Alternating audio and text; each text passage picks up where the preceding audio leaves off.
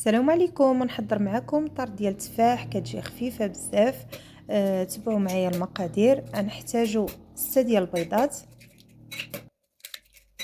قبيصه ديال الملح، وغادي نطرب مزيان مع كاس ديال السنيده. من بعد نزيد نص كاس ديال الزيت، واحد دانون ياغورت بنكهه الفاني، وواحد ساشي فاني. غادي نخلط مزيان.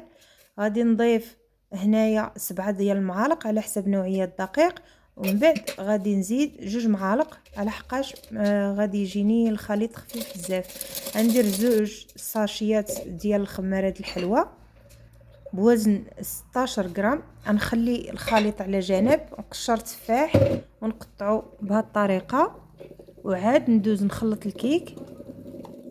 غنخلطو مزيان. هنايا كيف ما سبق لي قلت لكم جاني الخليط خفيف بزاف.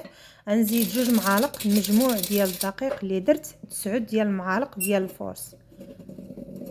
صافي غادي نحرك مزيان. من بعد غادي ندهن لاطه ديالي بالزبده والدقيق، نرشها بالدقيق، ومن بعد غادي نكب الخليط فيها. هنا الفران يكون بارد، ما غاديش نديرو يسخن قبل.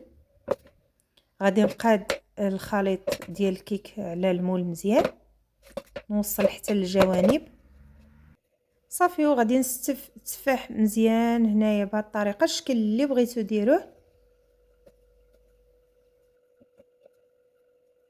وكآخر مرحله غادي نجيب ساشي ديال الفاني، وغادي ندردرها من الفوق، من فوق التفاح.